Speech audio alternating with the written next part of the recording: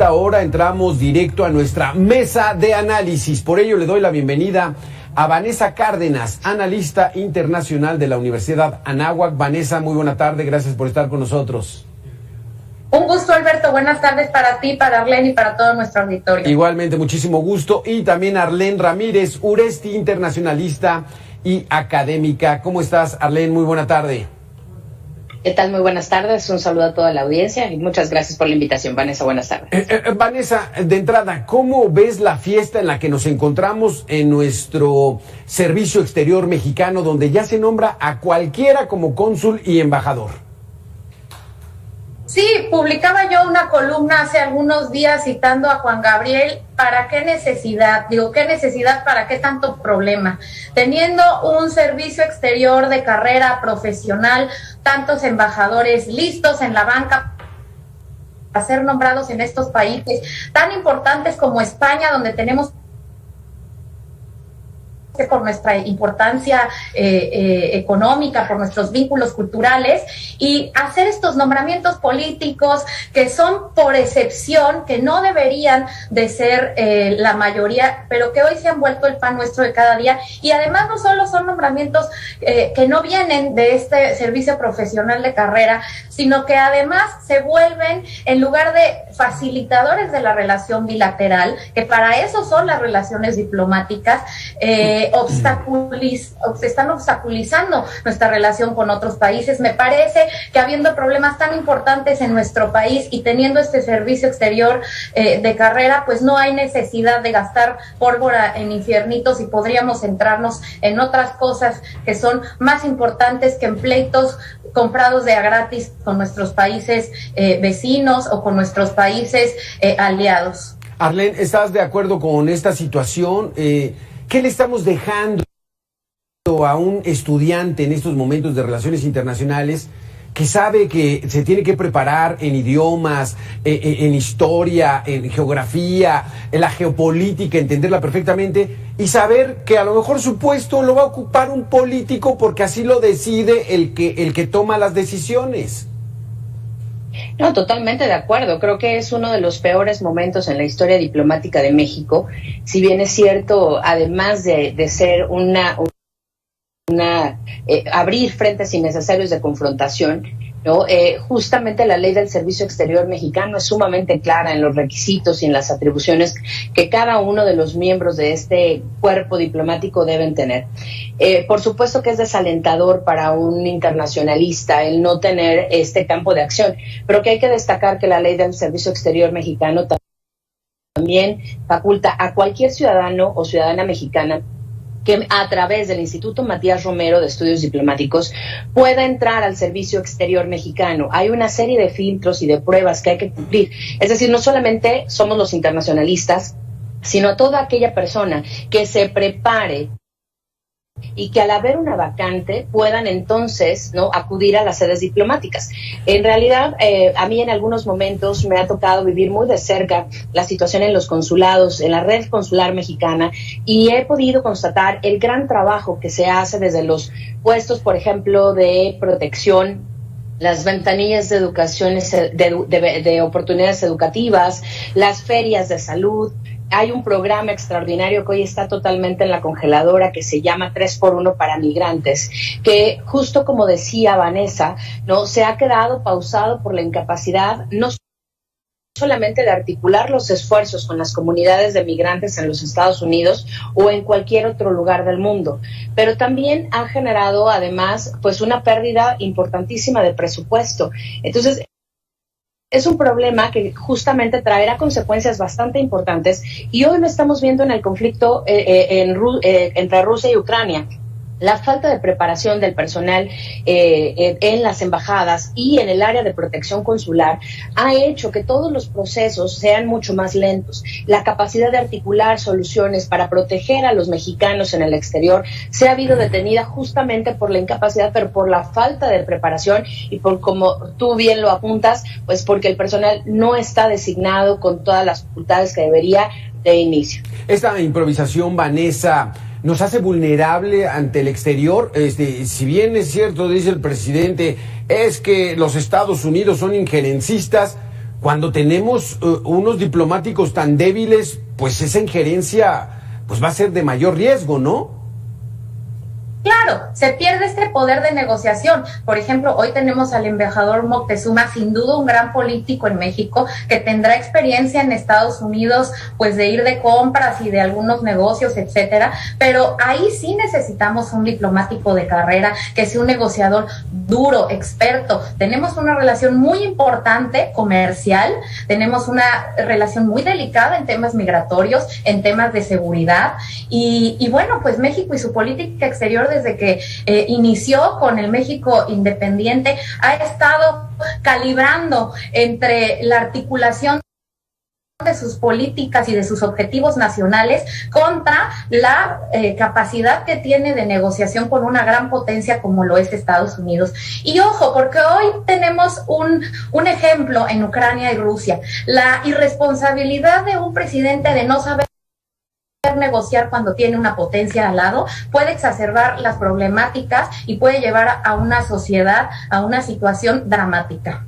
Exactamente, porque Arlene, en este conflicto de la invasión de Rusia a Ucrania, por ejemplo, está surgiendo la figura de nuestro representante en Naciones Unidas, Juan Ramón de la Fuente. ¿Tiene experiencia dentro de su trayectoria como diplomático para estar en Naciones Unidas? No, por supuesto que no, y además no conoce de entrada la operación del mecanismo, ni lo que implica, por ejemplo, el tener todo articulado desde la presidencia temporal, como desde un asiento no permanente en el Consejo de Seguridad.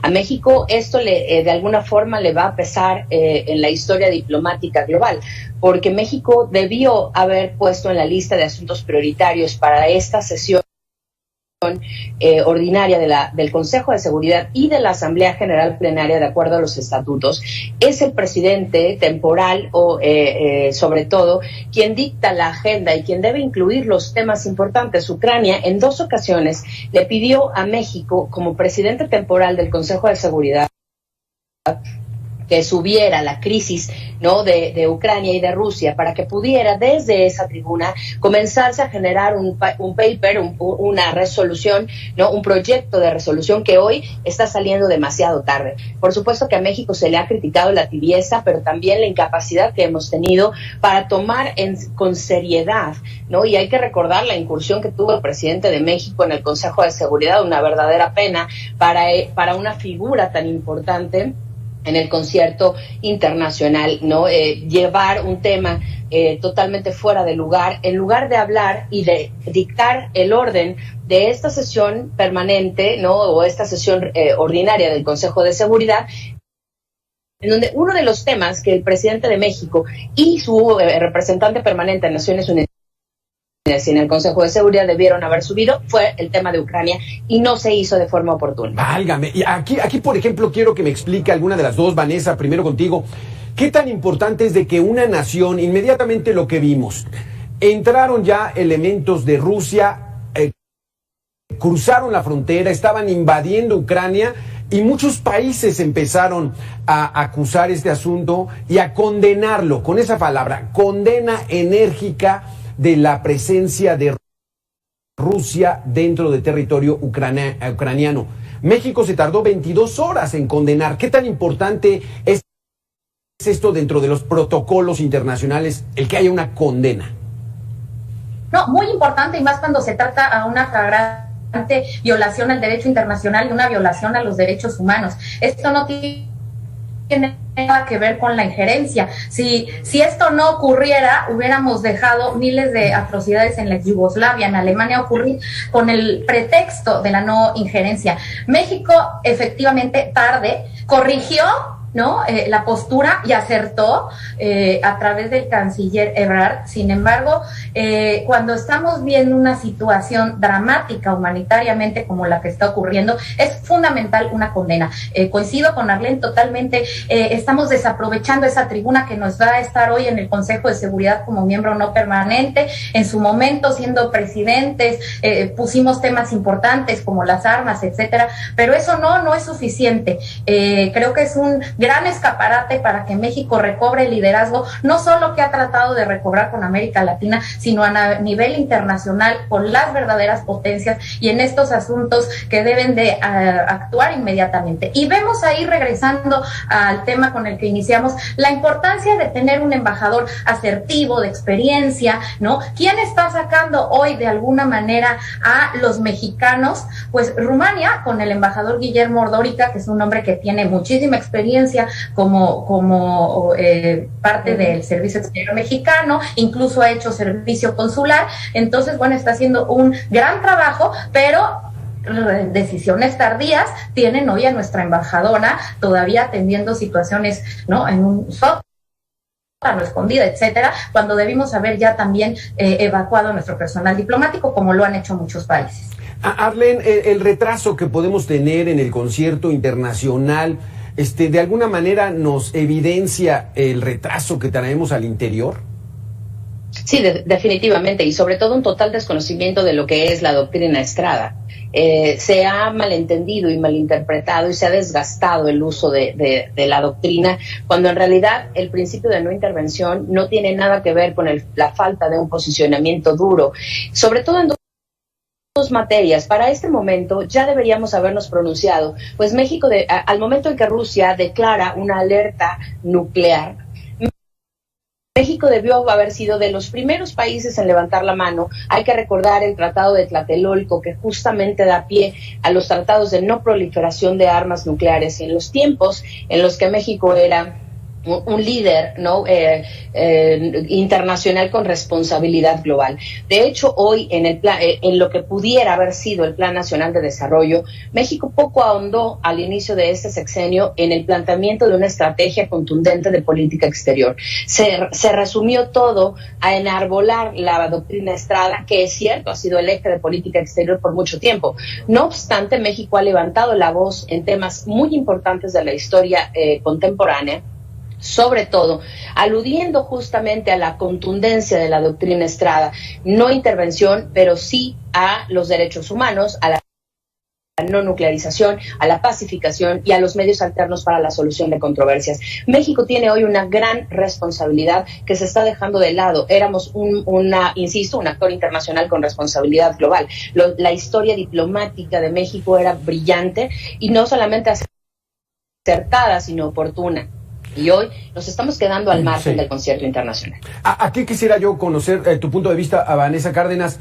El secretario de Estado de los Estados Unidos hizo una declaración muy fuerte de que en México se persiguen y se asesinan a los periodistas y que hay que trabajar en la garantía de la libertad de expresión. ¿Una manifestación de ese tipo es injerencista por parte de los Estados Unidos a nuestro país? No, de ninguna manera.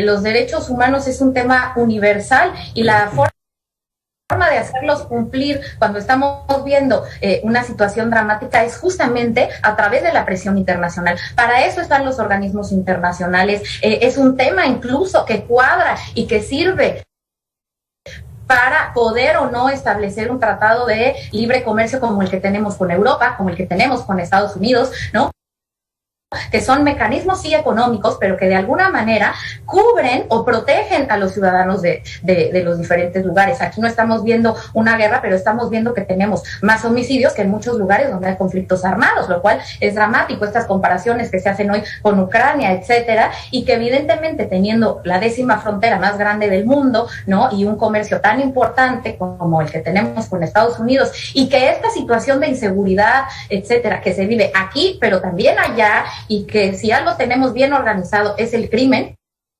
y en ambos países además, pues evidentemente hay que estar en alerta y haciendo trabajo de cooperación, ¿no? Y cuando se ve que una de las partes no lo está haciendo, pues evidentemente viene la presión. No necesariamente eso es injerencia, pero evidentemente tenemos presiones internacionales de que se cumplan compromisos que hemos además pactado y que son vinculantes a través de tratados internacionales, comerciales y también de derechos humanos. Arlene, nos queda un minuto nada más. ¿Cómo ves el futuro de seguir en este camino de estar improvisando en el Servicio Exterior Mexicano?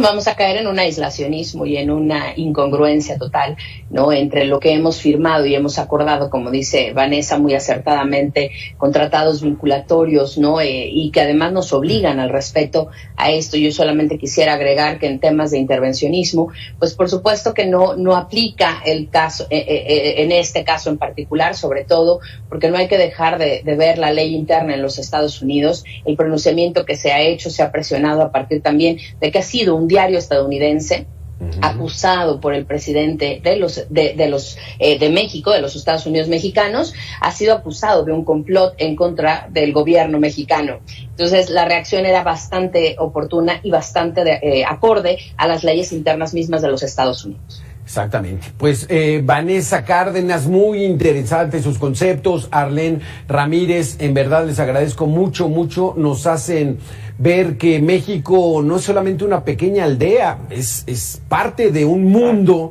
donde tenemos que incrustarnos de manera ordenada, disciplinada, con responsabilidad, y que esa sea la visión que tengan las nuevas generaciones, de vivir en un mundo donde México sea un actor importante y no pues una aldea ahí medio tropical, ¿no? Muchísimas gracias, Vanessa Cárdenas, muchísimas gracias, Arlene Ramírez. Con mucho gusto, gracias. Muy buenas tardes. Igualmente, nos vemos próximamente, porque este tema va a dar todavía mucho más de qué hablar. Gracias.